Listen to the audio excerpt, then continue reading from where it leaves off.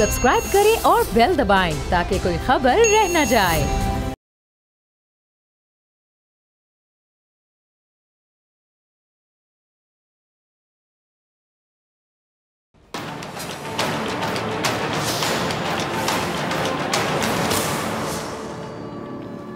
अस्सलाम वालेकुम नाज़रीन, मैं हूं डॉक्टर फिजा अकबर खान और मैं हूं पाकिस्तान और आप देख रहे हैं पाकिस्तान के सबसे बड़े न्यूज़ चैनल का नंबर 1 प्रोग्राम ऐसे नहीं चलेगा। नाज़रीन, पहले इक़्तिदार तक पहुंचने के लिए बाकायदा बारियां लगी हुई थी, यानी एक बार शेर, एक बार तीर, एक बार शेर, एक बार तीर। दो बड़ी जमातों ने बहुत बार इक़्तिदार का मजा लिया। यूँ कहना मेरे ख्याल से ज़्यादा मुनासिब होगा कि दोनों जमातें इक़्तिदार के स्याह सफ़ेद की मालिक थीं। फिर तब्दीली ने इन दोनों जमातों की बारी बारी का खेल एटलीस्ट ख़त्म कर दिया। तहरीक इंसाफ का बल्ला चला और इक़्तिदार का बॉल इमरान खान के कोर्ट में जा गिरा। यूं तब्दीली की हवा चल पड़ी। अवाम को उम्मीद की किरण नजर आई कि अब शायद बुरे दिन गुजरने वाले हैं, अब उम्मीद का सूरज तुलू होगा जो उनका दामन खुशियों से भर देगा। हम अब भी उम्मीद करते हैं कि खान साहब की हुकूमत अपना बेस्ट डिलीवर करने में कामयाब होगी, क्योंकि वज़ीर आज़म एक ऑनेस्ट शख्सियत है, एक ईमानदार शख्सियत के मालिक हैं जिनकी दयानतदारी पर कोई शक नहीं कर सकता। लेकिन सवाल, जो बड़ा सवाल है, वो तो तब्दीली का है ना। तब्दीली का सवाल है जिसका ख्वाब इमरान खान साहब ने खुद भी देखा और अवाम को भी दिखाया। ऐसा ही है, तहरीक इंसाफ की हुकूमत बनने के बाद ये तब्दीली अवाम की जिंदगियों में आनी चाहिए थी।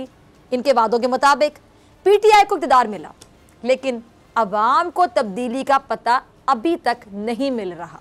अब लगता है कि ये तब्दीली शायद अपना रास्ता भूल गई है और इसने अपना जो रुख है वो वफाकी काबीना और सूबाई वुज़रा की तरफ कर लिया, क्योंकि जो चेंज है, तब्दीली, इसका बादल इमरान खान साहब के अपने साथियों पे बरस रहा है।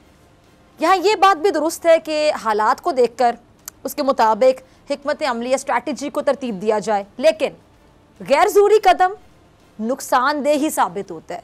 इस बात में कोई शक नहीं है कि वज़ीर आज़म इमरान खान साहब से पहले शायद ही किसी हुकूमत ने, आप भी सोचें ज़रा, कि शायद ही किसी हुकूमत ने अपने इतने वज़ीर तब्दील किए हों जितने मौजूदा हुकूमत ने किया। ऐसा ही है। और इस बात को अगर हम पॉजिटिव वे में देखें, मस्बत अंदाज में देखें, इस तरह देखा जा सकता है कि वज़ीर आज़म हुकूमत की परफॉर्मेंस को, कारकर्दगी को बेहतर से बेहतरीन, या कह लें कि परफेक्ट और आइडियल बनाना चाहते हैं। लेकिन हकीकत ये भी है, यहाँ पे एक नेगेटिव पहलू भी ज़रा गौर कीजिएगा। हकीकत क्या है कि बार बार की जो तब्दीली होती है ना, आप अगर इंसानी नफ्सियात को समझें कि जब बार बार की तब्दीली है, उससे वुज़रा का मोराल क्या डाउन नहीं होता होगा? बिल्कुल होता होगा, मोराल डाउन होता होगा। जब एक वज़ीर पर हर वक्त तलवार लटकती रहे कि उसको अचानक किसी भी वक्त फारिग किया जा सकता है, उसकी कुर्सी से हटा दिया जाएगा उसको, तो वो बजाय काम करने के अपनी वजारत को, ये मैं आपको नफ्सियात बता रही हूँ, वो काम करने की बजाय अपनी वजारत को सिक्योर करने पे तवज्जो देगा। अब वो सिक्योर करने के लिए समझ जाएं, अब काबीना में बार बार के रद्दो बदल से ये तासुर भी जाता है कि शायद वज़ीर आज़म की टीम में कोई काबिल खिलाड़ी नहीं है जो पिच पर जमकर खेल सके, यानी टीम बड़ी कच्ची है, बड़ी कमज़ोर है, ऐसी बातें सुनने को मिलती हैं। अब आपको याद होगा असद उमर के हवाले से इमरान खान साहब क्या कहते थे, ज़रा मैं याद करवा देती हूँ। खान साहब को भी याद होगा, असद उमर को भी याद होगा, और बहुत लोगों को, तमाम लोगों को बल्कि याद होगा कि इमरान खान साहब कहते थे कि ये मेरे अहम खिलाड़ी हैं। कौन? असद उमर। कौन कहता था? इमरान खान साहब। इमरान खान साहब कहते थे कि असद उमर मेरे अहम खिलाड़ी हैं जो बीमार मईशत को शिफा देंगे। अब वज़ीर आज़म ऑपोजिशन में थे तो आपको याद होगा कि महंगाई बढ़ने की वजह किसको कहते थे? हुक्मरानों की करप्शन को करार देते थे। बिजली महंगी होती तो क्या कहते थे वज़ीर आज़म साहब? जब ये वज़ीर आज़म नहीं थे, बिजली महंगी होने पर वज़ीर आज़म साहब, जब वज़ीर आज़म नहीं थे, वो बिजली के बिल जलाया करते थे। लेकिन वज़ीर आज़म बनने के बाद इमरान खान साहब को महंगाई होने पर अब जब खुद तनकीद का सामना करना पड़े, अब ये बात यहाँ मानना पड़ेगी कि उस वक्त इमरान खान साहब मेरे ख्याल से जोश में थे, बहुत जोश में थे, और उन्हें अपने खिलाड़ी असद उमर की जो काबिलियत है या सलाहियत है उस पर पूरा भरोसा था, 100%। फिर जब तहरीक इंसाफ को इक़्तिदार मिला और असद उमर ने जो डूबती हुई मईशत है उसको किनारे लगाने के लिए चप्पू थामे, तो पूरा जोर लगाने के बावजूद भी महंगाई के भंवर में जो फंसी कश्ती है उसको बाहर नहीं निकाल सके असद उमर साहब, बेहतरीन खिलाड़ी इमरान खान साहब के। नतीजा क्या निकला? जो निकलना चाहिए था कि असद उमर साहब के खिलाफ आवाज़ें उठने लगी, पार्टी के अंदर से भी आवाज़ें उठने लगी, मुखालफत बढ़ने लगी। फिर क्या था? कप्तान साहब की टीम का सबसे अहम समझा जाने वाला खिलाड़ी पलक झपकते ही ये चुटकियों में तब्दील कर दिया गया। असद उमर साहब को वज़ीर ख़जाना के ओहदे से हटा दिया गया और फिर उनकी जगह अब्दुल हफीज़ शेख साहब ने ली, जो आजकल मुशीर ख़जाना के फ़राइज़ अंजाम दे रहे हैं। अब मेरी खबर के मुताबिक नाजरीन, मेरी खबर के मुताबिक वज़ीर आज़म अब्दुल हफीज़ शेख की कारकर्दगी से, परफॉर्मेंस से, उनकी परफॉर्मेंस से भी खुश नहीं हैं, मुतमईन नहीं हैं। हालांकि डॉलर के मुकाबले में जो रुपए की कदर है वो बड़ी है, लेकिन खबर ये है, या कह लें कि पेशगोई करने वाले ये कह रहे हैं, जो मैं आपको खबर दे रही हूँ, कि अब्दुल हफीज़ शेख साहब की भी तब्दीली की तलवार चल सकती है, जैसा कि असद उमर साहब पर ही तलवार चली थी। असद उमर का क्लिप होगा, टीम ज़रा चलाइएगा। असद उमर को शायद कह सकते हैं कि अंदाज़ा नहीं था कि उन्हें एकदम से ओहदे से बरतरफ कर दिया जाएगा। ये वही असद उमर थे ना जिनके इमरान खान साहब तारीफ़ों के पुल बांधते नहीं थकते थे। फिर एकदम से तब्दीली की हवा ने जोर पकड़ा और असद उमर साहब को काबीना से ऐसे निकाल कर बाहर किया जैसे वो क्या कहते हैं कि मक्खन से बाल निकाला जाता है। अब अल्लाह जानता है कि इमरान खान का जो ब्रिलियंट वज़ीर, बहुत ही उम्दा कारकर्दगी वाला ये जो खिलाड़ी था, ये अपने वज़ीर आज़म के अदम एतमाद पर निकाला गया, या फिर इनके खिलाफ वज़ीर आज़म के क्या कहते हैं कान भरे गए, जिससे कान में फूंक मार देता है कोई भी करीबी। अब असद उमर साहब की बातों से तो ऐसे ही लगता है कि शायद उनको किसी के इशारे पे निकाला गया। मेरी बात पे गौर कीजिए। एक अगर हम नुक्ते से सोचें ना, तो सियासी हलके ये कहते हैं कि असद उमर और जहांगीर तरीन में तनाव की कैफियत थी। तनाव की कैफियत समझते हैं नाजरीन? अब वो अलग बात है कि जहांगीर तरीन चीनी के स्कैंडल की जद में आ गए और उन्होंने भी यही गिला किया कि पार्टी के बहुत से लोग उनके खिलाफ थे, और हो सकता है कि उनका इशारा असद उमर की तरफ हो। असद उमर को काबीना से निकाले जाने के बाद सियासी पंडित कह रहे थे कि अब वज़ीर आज़म इमरान खान साहब और असद उमर में फासले बढ़ जाएंगे, यानी दोनों करीबी जो दोस्त हैं अब दोस्त नहीं रहेंगे। और ये भी गुमान किया जाने लगा था कि शायद असद उमर पार्टी भी छोड़ दें, लेकिन ऐसा कुछ नहीं हुआ। कोई बात ऐसी दुरुस्त साबित नहीं हुई। असद उमर साहब का वजारत से फारिग होने के बाद क्या कहना था कि वो पार्टी में तो रहेंगे लेकिन किसी और वजारत का हिस्सा नहीं बनेंगे। उसकी वजह उन्होंने क्या बताई? उन्होंने कहा कि जो उनकी एक्सपर्टीज़ है ना वो फाइनेंस में है। लेकिन फिर इमरान खान साहब की बदौलत तब्दीली का झोंका फिर से असद उमर पर मेहरबान हुआ और उन्हें विफाकी वज़ीर मनसूबाबंदी के ओहदे पर बिठा दिया गया। यानी तब्दीली ने आप कह लें कि यू टर्न ले लिया और फिर से इमरान खान की काबीना में शामिल हो गए। फवाद चौधरी साहब, जो कि खुद भी एक मुतनाज़ शख्सियत हैं, उन्होंने असद उमर साहब के हटाए जाने पे आपको शायद याद हो कि अपने ख्यालात का इजहार किया था। क्या कहना था उनका, उनकी ज़बानी ज़रा सुनते हैं, क्लिप देखिएगा। अच्छा, फवाद चौधरी साहब क्या कहते हैं कि जी असद उमर को हटाने का फैसला पार्टी में बहुत ज़्यादा पॉपुलर नहीं था, यानी अगर उनको हटाने का फैसला पॉपुलर नहीं था, ये फैसला पॉपुलर नहीं था, तो इसका मतलब क्या हुआ? इसका मतलब ये हो कि वज़ीर आज़म पर दबाव था, प्रेशर था। अब इसमें कोई शक नहीं कि मुल्की मईशत तबाही के किनारे पे खड़ी थी, ऐसा ही है। और इस हवाले से सबकी नज़रें हुकूमत पर लगी हुई थी कि वो मुल्क को इस बहरान से किसी तरह निजात दिलाने में अपना किरदार अदा करेगी। आवाम को बाकायदा रिलीफ की उम्मीद थी, लेकिन असद उमर को तकलीफ काटना पड़ी। ये बात इमरान खान साहब उनकी जमात के लिए बाकायदा लम्हा फिक्री है कि अगर फवाद चौधरी के बकौल असद उमर को हटाने का फैसला नामकबूल था, तो फिर ऐसे में काबिल अफराद की टीम को खुड्डे लाइन का मतलब समझते हैं ना नाज़रीन, कॉर्नर, खुड्डे लाइन, काबिल अफराद की टीम आखिर कौन सी कुव्वत लगा रही है?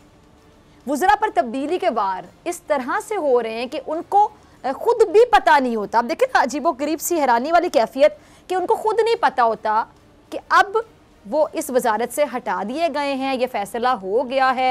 उनके लिए भी अक्सर एक ब्रेकिंग न्यूज़ की तरह होती है, जो उनको कोई भी सुना रहा होता है और उनको खुद नहीं पता होता, जिसकी कुर्सी छिन जाती है, जिसकी कुर्सी से उसको हटा दिया जाता है, इसको ओहदे से हटा दिया जाता है। फ़याज़ुल हसन चौहान साहब की आपको लास्ट की एपिसोड याद होगी ना, ये अभी लेटेस्ट क्या हुआ है, एक क्लिप होगा, ज़रा टीम चलाइएगा।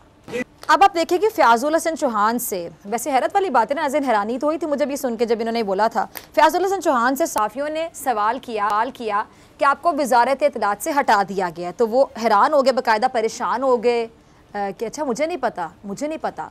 अब ये सिर्फ एक जुमला नहीं था जो उन्होंने बोला मुझे नहीं पता, यानी बहुत बड़ी बात है कि जिसको हटा दिया गया उसको नहीं पता, क्योंकि उन्हें शायद अंदाज़ा नहीं था कि उन्हें इस तरह ओहदे से हटा दिया जाएगा। मतलब वो फ़याज़ुल हसन चौहान जो गरजते हैं बरसते हैं, उनके एकदम से आप देखें ना कि वॉइस या लेवल ही डाउन हो गया। अच्छा मुझे नहीं पता, इतनी आहिस्ता मैंने को भी बोलते हुए सुना ही नहीं। अब पार्टी इजलासों में इमरान खान इनको अपना दबंग वजीर कहते थे, क्योंकि अंदाज इनका वाकई बहुत दबंग है, इसमें कोई शक नहीं है। फिर अचानक क्या हुआ कि दबंग वजीर को वजारत से हटाकर दंग कर दिया गया। जिस उन्होंने बोला कि मुझे नहीं पता, दंग कर दिया ना उन्हें, उनके लिए ब्रेकिंग न्यूज़ थी कि उनको हटा दिया गया। अब नाज़रीन, आपको याद होगा कि फ़याज़ुल हसन चौहान पहले भी वज़ारत इत्तलात पंजाब का ओहदा संभाल चुके हैं, यानी वज़ीर इत्तलात पंजाब रह चुके हैं। अब उन्हें ओहदे से आपको याद है कि तब भी हटाया गया था, और उसकी वजह आपको याद होगी, मैं ज़रा याद करवाती चलूँ कि इनके जो हिंदू कम्युनिटी के हवाले से मुतनाज़ बयान था वो बताया गया कि वो वजह है। फिर कुछ अरसा गुजरा, उसके बाद इन्हें एक बार फिर वज़ीर आला पंजाब का सिपाही बना दिया जाता है।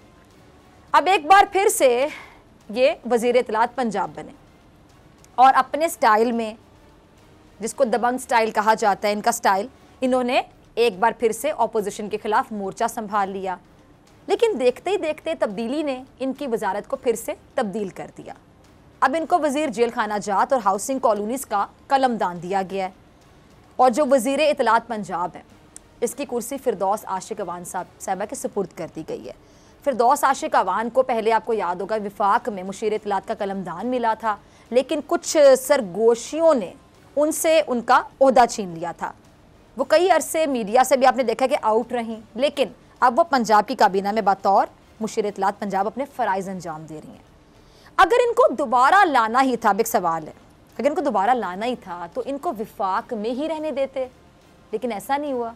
ये बार बार की जो तब्दीली है, ये मैं अपने अल्फाज दोहराऊंगी, ये वुज़रा और पार्टी में यकीनी तौर पे बेयकीनी पैदा करने के लिए काफ़ी है, यानी इनका मोराल डाउन करने के लिए काफ़ी है।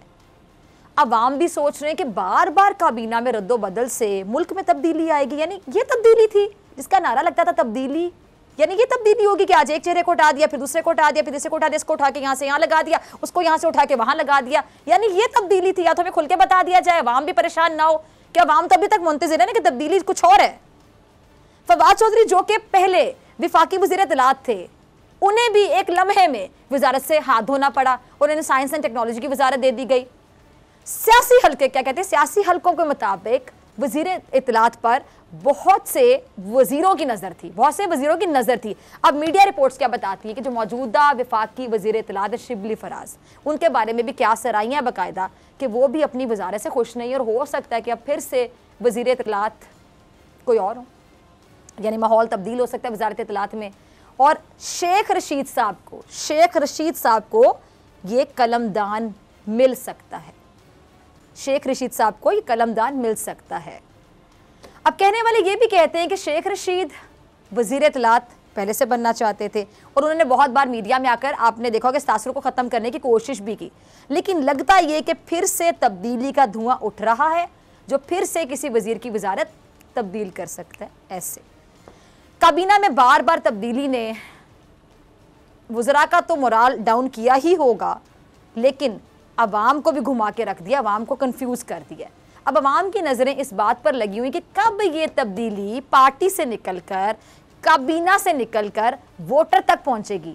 वोटर ने वोट क्यों दिया? तब्दीली के लिए।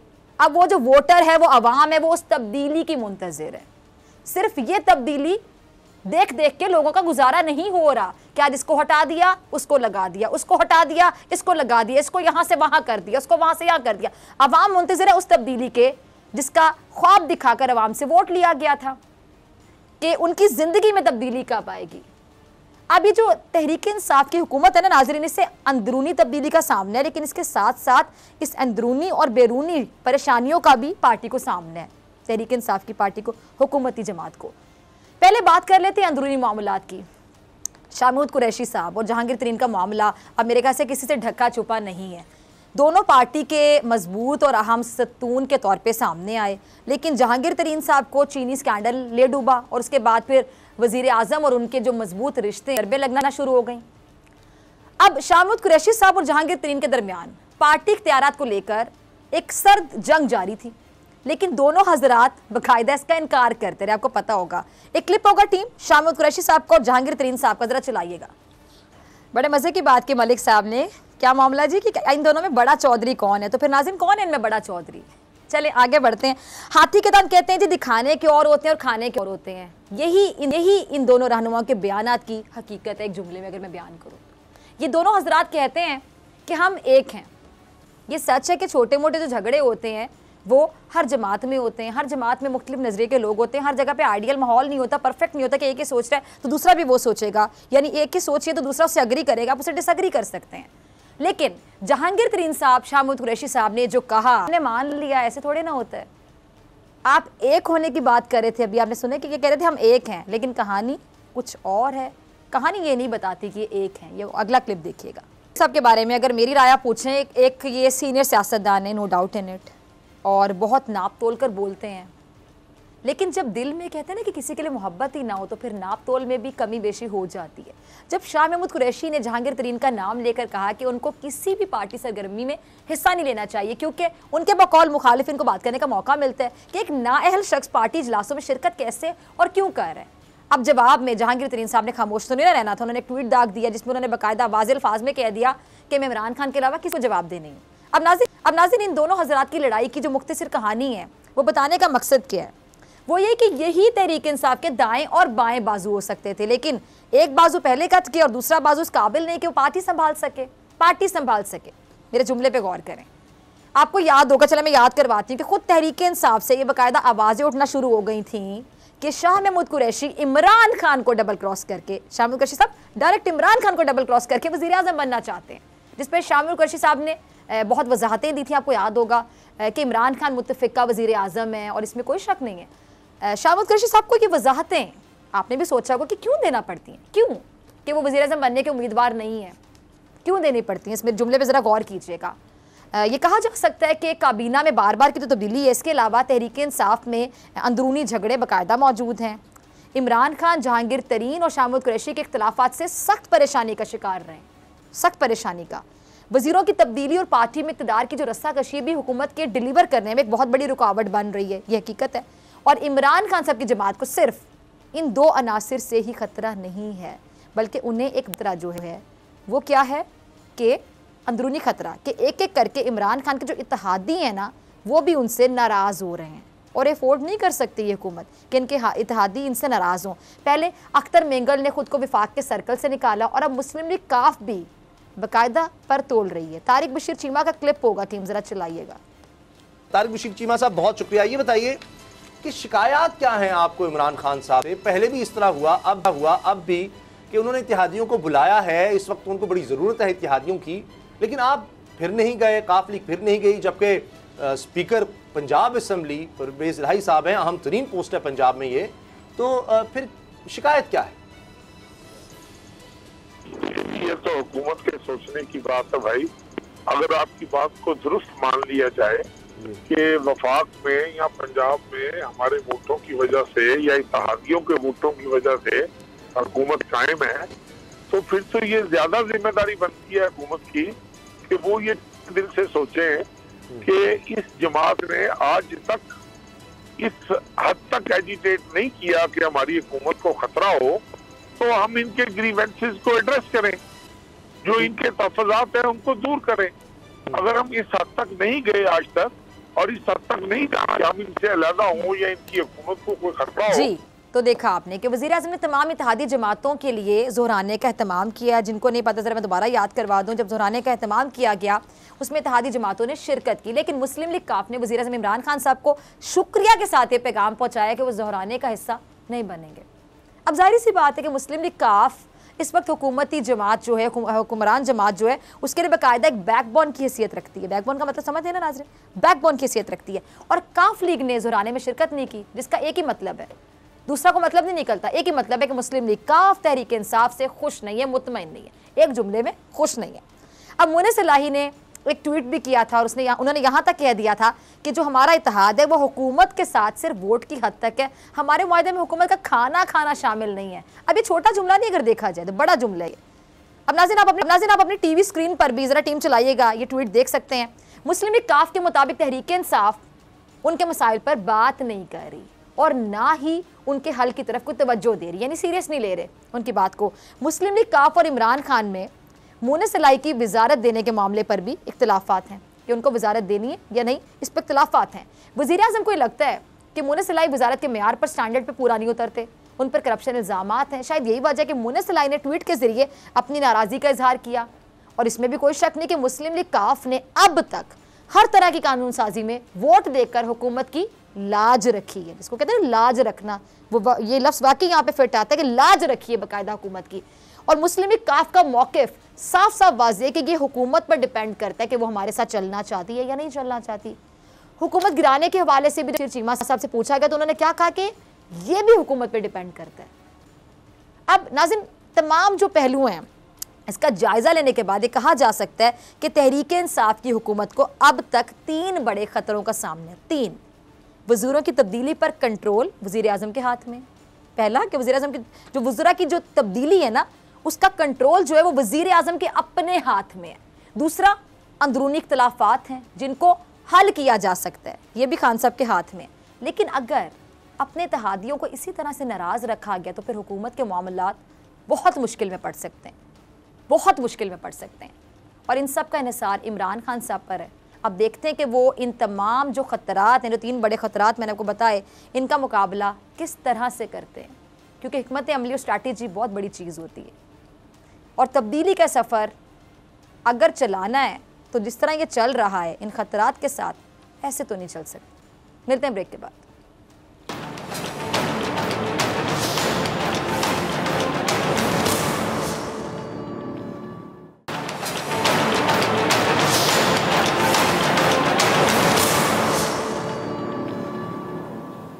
वेलकम बैक नाजरीन। आईजी सिंध के तहफ़्फ़ुज़ात से मुतालिक फ़ौज की जो कोर्ट ऑफ इंक्वायरी मुकम्मल कर ली गई है। ये कोर्ट ऑफ इंक्वायरी पाक फ़ौज के सरबराह जनरल कमर जावेद बाजवा के हुक्म पर अमल में आई गई, जिसकी सिफारिशात पर मुतल्लिका अफसरान को जिम्मेदारियों से हटा दिया गया। ISPR के मुताबिक ज़ाब्ते की खिलाफ वर्जी पर अफसरान के खिलाफ कार्रवाई GHQ में की जाएगी। यूँ पाक फ़ौज ने एक बार फिर कानून की बालादस्ती और डिसिप्लिन की आम कर दी है। सिपा सालार जनरल कमर जावेद बाजवा ने 18 और 19 अक्टूबर की दरमियानी शब रूनुमा होने वाले वाक़ये की शफाफ इंक्वायरी का वादा किया, जो अब पूरा हो गया। इस सारे मंजरनामे में सिंध की हुक्मरान जमात के सरबराह बिलावल जरदारी ने भी आर्मी चीफ पर मुकम्मल एतमाद और भरोसे का इजहार कुछ इन अल्फाज में किया। जरा देखिए जी। तो सुना आपने कि बिलावल जरदारी, जिन्हें नाकदेन क्या कहते हैं जी, ना तजर्बाकार करार देते हैं, लेकिन सलाम है दुख्तरे मशरिक के इस सपूत पर कैसे इसने रियासती इदारे के साथ खड़े होने का ऐलान किया और फौजी क़ियादत पर भरपूर एतमाद का भी इजहार किया। अब दूसरी जानिब देख लें कि सियासत में दहाइयाँ गुजर जाने के बावजूद और 3 बार वज़ीर आज़म रहने वाले नाअहल नवाज शरीफ साहब, जिन्हें रियासती मुफाद से ज़्यादा ज़ाती मुफाद अजीज़ है और इसलिए वो रियासती इदारों, फ़ौज और अस्करी क़ियादत के ख़िलाफ़ गलीज़ ज़बान भी इस्तेमाल करने पर उतर आए। और सियाने ठीक कहते हैं कि अक्ल और शऊर का ताल्लुक उम्र से नहीं होता, और यही वजह है कि आज बिलावल जरदारी का जो सियासी कद है वो नवाज शरीफ से बहुत ऊंचा है, हालांकि उम्र में वो नवाज शरीफ से बहुत छोटे हैं। इस पूरे मामले पर बात करने के लिए मेरे साथ मौजूद हैं जनरल रिटायर्ड एजाज आवान साहब, किसी तारुफ के मोहताज नहीं। जनरल साहब बहुत शुक्रिया ज्वाइन करने के लिए। जनरल साहब, अस्करी क़ियादत ने जो कहा उसे पूरा किया, आपकी इस बारे में क्या राय है?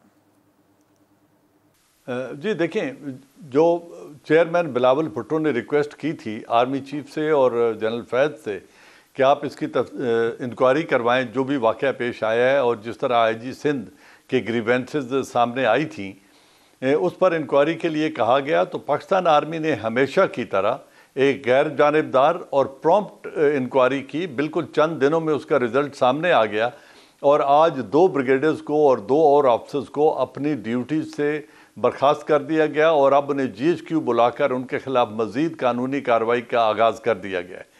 तो ये है तरीका, शफाफ तरीके से, जहाँ पॉलिटिकल माइलेज ना लेना हो, जहाँ सियासत ना करनी हो और कानून की बालादस्ती करनी हो। तो पाकिस्तान आर्मी तो अपने इंटरनल अकाउंटेबिलिटी सिस्टम को हमेशा इसी तरीके से ऑनर करती रही है और आज भी ये सारी कौम ने देखा। लेकिन दूसरी तरफ अगर आप देखें तो नवाज शरीफ साहब, जिनके दामाद से ये जुर्म सरजद हुआ और उनकी साहबजादी थी, उनके पार्टी के लोग थे, उन्होंने कायद आज़म के मज़ार को डिसेक्रेट किया और आज वही शख्स जिन्होंने वहाँ जाकर हुल्लड़बाजी की, उनको प्रोटेक्ट करते हुए वो ने न कायद आज़म के मज़ार की हुर्मत का एहसास है, न उस कानून का जो इसके लिए बनाया गया कि उसका तकद्दुस को पामाल नहीं किया जाएगा, न उसका एहतराम है, बल्कि वो अपने ख़ानदान को बचाने के लिए आज कह रहे हैं जी कि पाकिस्तान आर्मी की इस इंक्वायरी को मैं रिजेक्ट करता हूँ।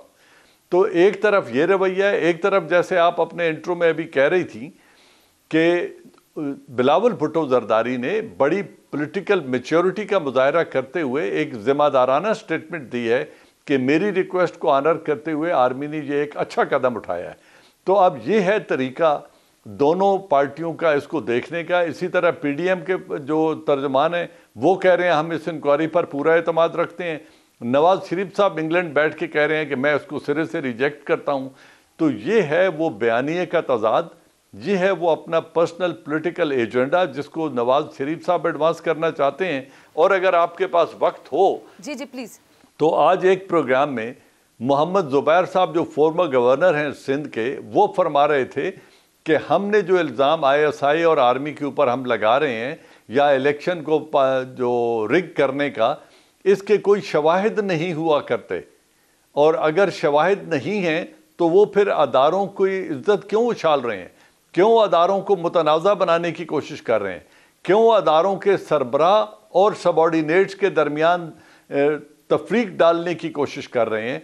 तो ये वो नेगेटिव प्रोपेगेंडा है जिसको हम कहते हैं कि ये मुल्क से बाहर बैठकर कोई और एजेंडा है जिसको ये एडवांस कर रहे हैं, क्योंकि वो मुल्क में ना अमन देखना चाहते हैं, ना अदारों का एहतराम देखना चाहते हैं, न कानून की बालादस्ती देखना चाहते हैं। उन्हें तो चाहिए था आज पूरी कौम से माजरत करते। तो मैं ये भी जानना चाहूंगी कि नवाज शरीफ साहब के बारे में जब हम बात करते हैं तो नवाज शरीफ साहब का अगर हम कंपैरिजन करें, जैसे आपने अभी बिलावल के बारे में बात की, बिलावल उम्र में बहुत छोटे हैं, तजर्बे में सियासत में बहुत छोटे हैं नवाज शरीफ साहब 3 बार वजीर आजम रह चुके हैं। लेकिन अगर बाकी हम कंपेरिजन करें तो बिलावल मेरे ख्याल से उनका कद ऊंचा हो गया, वो वजन रखते हैं, मतलब उनकी जो सोच है, उनकी विजन है, उन्होंने बड़ी मेच्योरिटी का मुजाहिरा किया। और अब ये पहली बार नहीं, बहुत बार हमने देखा, अगर आप कंपैरिजन करें बिलावल का नवाज शरीफ के साथ, तो मैं चाहती हूं कि आप जरा कंपैरिजन करें, आप कैसे देखते हैं दोनों को?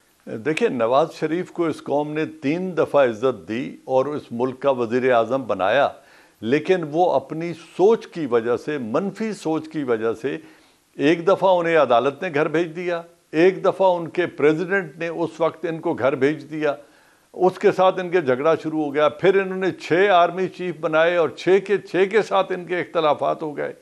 फिर डॉन लीग का वाक़या भी हमारे सामने है। ठीक है जी, बहुत शुक्रिया। मेरे साथ मौजूद थे जनरल रिटायर्ड एजाज अमान साहब। प्रिया, आपके वक्त के लिए ब्रेक पे जाने नाज़िम मुझे, ब्रेक के बाद एक बड़ी खबर।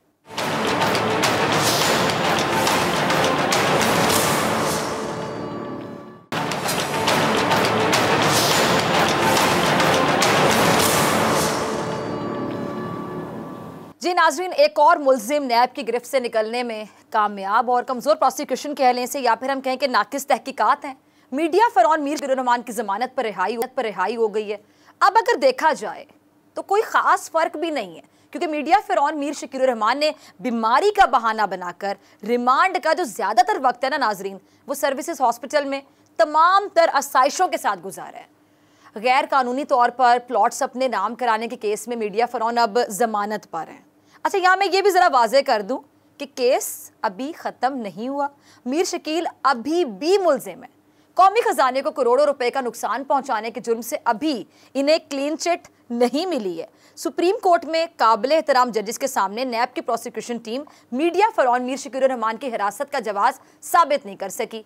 नैब प्रोसिक्यूटर ने अदालत को आगाह किया है कि मीडिया फ़रौन मीर शकील 14 करोड़ रुपए कौमी ख़जाने को लौटा दें तो हम जमानत पर रिहा कर देंगे। ताहम अदालत ने नैब के दलाइल को तस्लीम करने से इनकार करते हुए जमानत की मंजूरी दे दी है।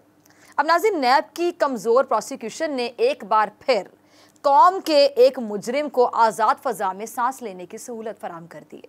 आखिर कब तक नैब की कमज़ोरी का फ़ायदा उठाकर करप्ट और बेईमान अफराद अपने जराइम के बावजूद आज़ाद घूमते रहेंगे, ये बड़ा सवाल है। इस पर बात करने के लिए मेरे साथ मौजूद हैं मारूफ माहिर कानून हैं अजहर सदीक साहब। बहुत शुक्रिया अजहर साहब ज्वाइन करने के लिए। और हमारे इस्लामाबाद के ब्यूरो चीफ हैं बोल न्यूज़ के गुलाम मुर्तज़ा साहब, आपका भी बहुत शुक्रिया ज्वाइन करने के लिए। सबसे पहले मैं गुलाम मुर्तज़ा साहब आपकी तरफ आना चाहूँगी। अब ये तो वाज़ेह है कि जी तमाम सबूत हैं कि गैर कानूनी तौर पर प्लॉट्स की फ़रोख्त की गई जिससे कौमी ख़जाने को नुकसान पहुँचा, तो फिर हैरत इस बात की कि ज़मानत कैसे मिल गई? बिस्मिल्लाहिर्रहमानिर्रहीम, बहुत शुक्रिया जी। जो ये केस है बुनियादी तौर पे इसमें जो प्रोसिक्यूशन है, सबसे पहला सवाल तो उनकी जो उनका जो सारा निज़ाम जो इस वक्त तक लेके चलते रहे हैं नैब के प्रोसिक्यूटर्स, उनके ऊपर बहुत बड़ा सवालिया निशान है। बहुत सारे केसेस में नैब के प्रोसिक्यूटर्स इस तरह की प्रोसिक्यूशन करते हैं कि वो मुल्ज़िमों को फ़ायदा देती है, जो शायद हमें इस तरह का तासर मिलता है कि ये शायद कोई गठजोड़ है। और इस केस में खुसूसी तौर पे जब एक प्रोसिक्यूटर उनका वहाँ पे जो मौजूद है हैदर अली, वो ये कहते हैं कि 14 करोड़ रुपया दे दें जो आज के पैसे बनते हैं, और अगर इसको आप उस तारीख को जब ये जो भी इल्ज़ाम था इनके ऊपर लगा उस वक्त जब ये कमिट हुआ था तो 62 लाख रुपए थे, आज 14 करोड़ बनते हैं। तो इट मीन्स के कितना कमज़ोर केस इन्होंने तैयार किया है, इस हद तक इंफॉर्मेशन होने के बावजूद कि ये अरबों की प्रॉपर्टी है। उन्होंने 14 करोड़ रुपए में जान छोड़ने की, उनको अदालत ने कहा कि आप इसके ऊपर एग्री हैं। जमानत के ऊपर उन्होंने बात ही कोई नहीं की, उन्होंने कहा जी आप जमानत दे दें इनको। ये है प्रोसिक्यूशन नैब की। सबसे बड़ा सवालिया निशान इस वक्त नैब की कारकर्दगी है, नैब की प्रोसिक्यूशन है, क्योंकि हज़ारों की तादाद में हम ये देखते हैं कि जो केसेस मुख्तलिफ अदालतों में चल रहे होते हैं वहाँ पे नैब, उनकी कारकर्दगी नैब की, नैब के इन्वेस्टिगेटर्स, नैब के जी प्रोसिक्यूशन वो हद दर्जा कमज़ोर है, और उनको कोई ये बात समझाने वाला शायद नज़र नहीं आ रहा। उनकी जो मीटिंग्स होती हैं, एनुअल मीटिंग्स होती हैं, रोज़ाना दूसरी उनकी एग्जीक्यूटिव बोर्ड्स मीटिंग्स होती हैं, उसके बाद प्रोसिक्यूशन डिपार्टमेंट मीटिंग्स करता है, इन्वेस्टिगेटर्स मीटिंग्स करते हैं, लेकिन जितने बड़े हाई प्रोफाइल केस देख लें जो सुप्रीम कोर्ट तक गए हैं, वहाँ पे आपको क्या क्या चीज़ें कहने को सुनने को मिलती हैं। सुप्रीम कोर्ट ने को 20 मरतबा नैब के कंडक्ट के ऊपर सवालात उठाए हैं। अगर आप बात करें कल के केस की तो कल भी बहुत सारे सवालात उठे जिनका नैब प्रोसिक्यूटर तैयार ही नहीं था, उसके पास जवाब ही नहीं था, वो बात ही नहीं कर पा रहा था। बिल्कुल बिल्कुल। क्यों? क्योंकि लगता ये है कि अरबों रुपये का जो केस है इसकी गठजोड़ हुई है। इससे पहले अगर आप ये देखें बहुत सारे केसेस इस तरह के हुए हैं। नैब के लिए तहरीरी हुक्म में ये कहा गया है कि आइन में दर्ज और गारंटी किए गए अवामी हकूक को गस्ब करने में नैब मुलव्वस है जी। फिर दोबारा एक और फैसला है, उसमें ये लिखा सुप्रीम कोर्ट ऑफ पाकिस्तान ने कि नैब का कंडक्ट कानून, शफाफियत और मसावत की खुली खिलाफ वर्जी है। फिर एक फैसले में नैब ने लिखा कि ये कोई खिदमत नहीं कर रहा नैब, बल्कि मुल्क को नुकसान पहुंचा रहा है। इस तरह के रिमार्क्स, इस तरह के ये रिमार्क्स नहीं है, ये फैसले का हिस्सा है, ये ऑपरेटिव पार्ट है फैसले का। जो इससे पहले फैसले आए हैं उनमें से बात ये है कि नैब अगर यही काम करेगा, मुजरमों को पकड़ेगा नहीं, उनको इस तरह छुड़वाता रहेगा, खुद फैसिलिटेट करेगा, तो फिर क्यों जो है वो यहाँ पे करप्शन खत्म होगी। ठीक है जी, अजहर साहब की तरफ भी चलते हैं। खत्म करने का गुलाम मुर्तज़ा साहब, ठीक है, आपका काफी डिटेल में मौक़िफ़ आ गया। जैसे मैं आपकी तरफ आती हूँ, आपने गुलाम मुर्तज़ा साहब की भी गुफ्तगू सुनी, अब आप कैसे देखते हैं इस पूरे मामले को? कमजोरी हम किसकी कह सकते हैं? अस्सलाम वालेकुम जी, बहुत शुक्रिया। बुनियादी तौर पर कमजोरी तो नैब की अपनी जगह पर मौजूद है जी। और दूसरा प्रोसिक्यूशन में वकला जो प्रोसिक्यूटर पेश होते हैं वो उनके हैं, और प्रोसिक्यूटर ये सारे तकरीबन ऑलमोस्ट पुराने दौरों के चले आ रहे हैं, जो चौधरी कमरुज़्ज़मान के दौर से ही चले आ रहे हैं। यहाँ देखिए नैब में पैसों का अपनी जगह इशू है जी। दूसरा जो इशू है आपका एसेट बियॉन्ड मीन का है, आप मिस यूज ऑफ अथॉरिटी करते हैं। और नैब की कमजोरी यहाँ ये थी कि नैब ने सिर्फ मीर शकीलुर रहमान साहब को पकड़ा था, बाकी जो इनके साथ जो लोग थे उनकी गिरफ्तारियां या वारंट ऑफ अरेस्ट जारी नहीं किए थे। और प्रोसिक्यूशन डिपार्टमेंट कहीं ना कहीं लग ये रहा था कि जैसे उन्होंने खुद ही आगे 14 करोड़ 30 लाख रुपया का और 10 करोड़ के करीब मुचलके जमा कराने का कह दिया, नाम उन्होंने कहा कि इनका नाम ECL में डालें, पासपोर्ट इनका ले लें। यानी नैब ने, प्रोसिक्यूशन टीम ने अगर देखा जाए तो नैब की इस जमानत पर बहस नहीं की है, और जो बहस करनी चाहिए थी। अब दूसरी जो बात साथ के चली आ रही है कि ऐसे मुलजिमों का जिनके बारे में केसेस अब यहाँ वाज़े तौर पर तो बनते हैं, अब ये रिकॉर्ड की बातें हैं, इतना अरसा तक ये इंक्वायरी छुपाई जारी रखते थे, इसको हाथ नहीं लगाने दिया गया किसी को। कितने ताकतवर लोग थे, ये तो मौजूदा दौर में आकर मामला खुला है और इंक्वायरी का सामने आई है, और तब ये बाकायदा वारंट ऑफ अरेस्ट जारी हुए और गिरफ्तार हुए, और हर एक ने देखा कि ये तो ओपन एंड शट केस है, इसमें ऐसी कोई बात है नहीं है।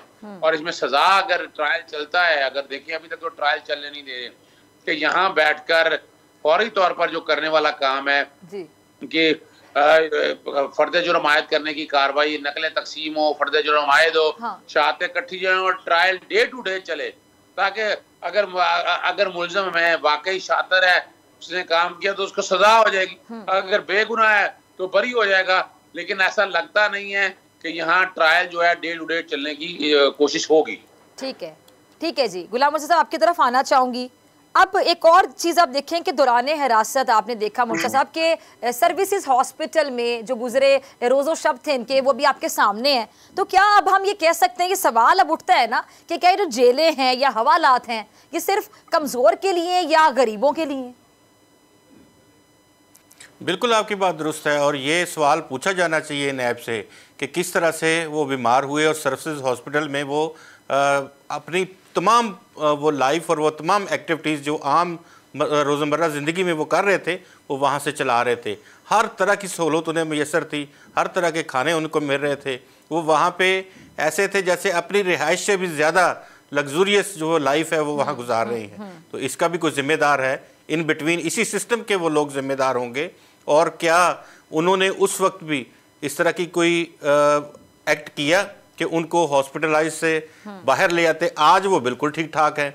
जब वो बाहर आएंगे तमाम काम करेंगे, फिर तो हॉस्पिटल में दाखिल नहीं होंगे, फिर वो अपने दफ्तर चलाएंगे, फिर वही साजिशें करेंगे हुकूमत के ख़िलाफ़, फिर वही साजिशें करेंगे रियासत के ख़िलाफ़, फिर उसी तरह के काम करेंगे। तो ये सारी सूरत हाल जो है ये बड़ी मतकाज़ी है इन चीज़ों की कि इन चीज़ों के सवालात तलाश किए जाएँ, इनको देखा जाए कि कौन है इनके पीछे जो डोरियां हिला रहा है नैब की भी। और नैब इतनी मजबूर है कि वो इसका केस ही नहीं बना पा रहे थे। नैब को सुप्रीम कोर्ट ऑफ पाकिस्तान ने एक और केस में पहले भी कहा था कि आप हमें ये बताएं कि आप रेफरेंस क्यों नहीं बनाते, आप क्यों फाइल नहीं करते चीज़ें, आप ऐसे ही इन्वेस्टिगेशन जो है उसको आगे आगे बढ़ाते रहते हैं, साल साल 2-2 साल लोगों को हिरासत में रखते हैं। फिर एंड रिजल्ट ये होता है कि जब आपसे पूछा जाता है कि आप इसके ऊपर कौन से इल्ज़ामात हैं, क्या साबित हुआ है, तो सारी इन्वेस्टिगेशंस में कोई चीज़ साबित नहीं होती, तो मजबूरन अदालतों को भी उनको बेल देनी पड़ती है। तो ये वो चीज़ें हैं जो सवालिया निशान है नैब की कारकर्दगी के ऊपर। अच्छा, एक और सवाल मेरे जी, आप बात कंप्लीट करें। जी, सुप्रीम कोर्ट में 80 से ज़्यादा ज़ेरे इल्तवा मुकदमात हैं जिनमें शोटी करवाई थी नैब के प्रोसिक्यूटर ने। उन्होंने कहा था कि हम इन तमाम केसेस के जो रेफरेंस हैं वो जल्द अज जल्द फाइल कर देंगे। अभी तक कोई रेफरेंस उसका फाइल नहीं किया। तो बात ये है कि अगर गरीब शख्स जो है वो साइकिल चोरी के मुकदमे में यहाँ पकड़ा जाता है, कोई तंदूर से रोटी के उसमें आटा चोरी करने के जुर्म में पकड़ा जाता है, उसके लिए तो चमड़ी उधेड़ दी जाती है, उसकी 2-2 इंच गोश्त उसका उठा दिया जाता है उसकी पुश से। लेकिन यहाँ पे अरबों खरबों के जो काम हैं उनके लिए, और आप ये देखें कि जितने सियासी केसेस हैं उनमें मैं कन्विक्शन रेट की बात इस तरह से मैं चाहता हूँ अजहर सिद्दीक साहब से बड़ी माजरत के साथ कि प्लीज़ आप ये देखें कि पॉलिटिकल केसेस में क्या आपका जो कन्विक्शन रेट है वो क्या है। कन्विक्शन रेट यहाँ से पता चलेगा। आप अगर गरीबों को, कारोबारी लोगों को या छोटे मोटे जो लोगों को फ्रॉड करते हैं उनको पकड़ के या उनकी जो कार्रवाइयाँ हैं वो करके सारा कुछ कर लेते हैं, तो फिर आप हमें ये बताएं कि पॉलिटिशियंस का कन्विक्शन रेट क्या है। ठीक है, आपके सवाल का जवाब मैं अजहर साहब आपसे भी लूंगी। सर, आपने भी सुना एक अहम सवाल उन्होंने उठाया, आप माहिर कानून है और आपकी तो पूरी जिंदगी मुलजिमान को देखने में गुजरी, आप इन लोगों को बड़े करीब से जानते हैं, जरा इनकी नफ्सियात के बारे में नाज़रीन को आज बताइएगा। एक और सवाल अजहर साहब ज़हन में आता है कि जब सर जमानत मिल जाती है तो फिर उसके बाद तो ऐसे लोग और ज्यादा शेर हो जाएंगे, क्योंकि मुलजिम तो अभी भी ये हैं, क्योंकि केस अभी खत्म नहीं हुआ है। और इसके साथ साथ आपसे मैं ये भी जानना चाहूंगी कि इनके खिलाफ अब इसके अलावा टैक्स चोरी का और फ्रॉड के केसेस भी हैं, तो क्या फिर उनका भी यही हाल होगा जो इसका हुआ? देखिए, बुनियादी तौर पर होता ये है कि जमानत गिरफ्तार करने के 3-4 प्रिंसिपल हैं। एक तो ये है कि सजा हो जानी है उस हवाले से, दूसरा ये है कि वो बाहर आकर कोई शहादतों को टेम्पर ना कर दे, विनोवर ना कर जाए, गवाहों को मैनेज ना कर ले और दोबारा ऐसे जराइम ना करे। ताकतवर आदमी इस चीज का, इसीलिए इस चीज का फायदा वो उठाता है। तो यहाँ देखा जाए तो ये बाहर आकर ऐसे मुलजिम माशरे के लिए बड़ा खतरनाक साबित हो सकते हैं। ये वो प्रिंसिपल है। लेकिन नैब ने चूंकि वहां पर इस जमानत की मेरिट पे बहस की, अपोज ही नहीं किया, उन्होंने खुद ही कह दिया कि उन्हें बेल देने पे एतराज नहीं है। दूसरा जो एक सवाल आपने और उठाया था वो हम मेडिकल की बुनियाद पर हम सजा पहले भुगत रहे हैं। ठीक है, आप ये देखिएगा, एक वो ताकतवर मुजरम एक और है, वो किस तरह बेवकूफ बनाकर मेडिकल की बुनियाद पर जहाँ पर जमानत रही लाहौर हाई कोर्ट से भी और इस्लामाबाद हाई कोर्ट से भी और इस मुल्क से बाहर चला गया और जाके इलाज नहीं करा। सॉरी अजहर साहब, मैं आपकी बात काट रही हूँ। वैसे आप जिनकी बात कर रहे हैं ना, ये मीर शकील रहमान भी उनके नक्शे कदम पे चलते दिखाई दे रहे हैं। जैसे कि अब अगर कंपैरिजन करें ना, आप ये देखें ना कि जैसे ये लोग जेल से बाहर आते हैं, हवालात से बाहर आते हैं तो बड़े एक्टिव हो जाते हैं, बड़े एनर्जेटिक हो जाते हैं, बड़े एंथुसियास्टिक हो जाते हैं, बड़े चुस्त हो जाते हैं। लेकिन जैसे ही अंदर जाते हैं तो ये बीमार हो जाते हैं, और ऐसे बीमार होते हैं कि डॉक्टर सर पकड़ के बैठ जाएंगे कि ऐसी बीमारियां तुमने देखी ही नहीं कभी। डॉक्टर फिजा, अगर आपको याद हो, मैं सिंध के नाम मेरा ये एनालिसिस है कि वो बीमारी नहीं होती, बेसिकली इन लोगों को सहूलियत की आदत होती है, बाहर फिरने की आदत होती है। ये बेसिकली एंजाइटी का शिकार हो जाते हैं, और एंजाइटी इटसेल्फ एक बीमारी ही है। ये एंजाइटी का शिकार हो जाते हैं, घबराहट का शिकार हो जाते हैं, तो वो तो फिर किसी को भी होगी ना, काली करतूतें होंगी तो फिर एंजाइटी तो होगी। देखिए, जेलों में जब रहना पड़ता है ना, तभी वो आदमी सुधरता है। और वो इनको तो आदत नहीं है, सोने का चम्मच लेकर पैदा हुए हैं। अब मुझे याद है लॉयर्स मूवमेंट के दरमियान जब हम सारे एक लॉयर्स मूवमेंट चला रहे थे, तो मैं तकरीबन 26 दिन मैं भी जेल में रहा हूँ। जेल की जिंदगी बड़ी मुश्किल है और बड़ी तकलीफ से जिंदगी गुजारी थी वहां पर मैंने, मुझे अच्छी तरह याद है। लेकिन इनको तो VIP मिलती है, AC इन्हें मिल जाता है, TV इन्हें मिल जाता है, मोबाइल इन्हें मिल जाता है। कहते हैं ना बाहर निकाले, बस अंदर नहीं रह पा रहे। इन्होंने बस वहां से बाहर आना है, वो एंजाइटी इनको परेशान कर रही होती है। और मुल्जिम का हौसला टूटता ही तब है जब वो जेल के अंदर होता है। यहाँ आपने देखा नहीं है, अब नवाज शरीफ जैसे जेल से बाहर आया और वो देखें वो क्या हाल कर रहा है, क्या जैसे इदारों को बदनाम कर रहा है। वहाँ पे बैठ के आपको लगता है कि वो इतने बीमार, इतना बीमार बंदा इस तरह बोल सकता है? बिल्कुल नहीं है, हमला कभी उस पर बिल्कुल बीमार नहीं है जी, बिल्कुल बीमार नहीं है। अगर बीमार होते तो वो बैठ के वहाँ अपना ऑपरेट करा रहे होते, इलाज करा रहे होते। अब इलाज अगर वही होना है टेलीफोनों के ऊपर, या वो वहां बैठ के अमेरिका के डॉक्टर से मशवरा करना है, तो वो पाकिस्तान के अंदर भी हो सकता था। लेकिन वजह यह है कि ये कानून के अंदर सुकम मौजूद है जिसका फायदा ताकतवर मुल्जिम उठाता है। और मुझे अच्छी तरह याद है, मैंने मेडिकल बुनियादों पर हार्ट एक मरीज का सिर्फ 20% काम कर रहा था, मुझे 3 महीने लग गए थे गालिबन जमानत लेने के लिए मेडिकल बुनियादों पर। वो भी बाकायदा मेडिकल बोर्ड हुए तब जाके हुई। और आपके आंखों के सामने ये मुजरिम देख लें, इनको को हाथ लगाने वाला नहीं है, इनको को पकड़ने वाला नहीं है, और बड़े आराम से ये बैठ के एडवांटेज उठाते फिर रहे हैं। ठीक है जी, ठीक है जी, बहुत शुक्रिया दोनों में, शुक्रिया। इसी के साथ डॉक्टर फिजा अकबर खान को दीजिए इजाजत। आपसे मुलाकात होगी इंशाल्लाह कल सेम टाइम सेम चैनल। अगर जिंदगी ने वफा की दुआओं में याद रखिएगा, अपना अपने प्यारों का बहुत ख्याल रखिएगा। अल्लाह निगहबान।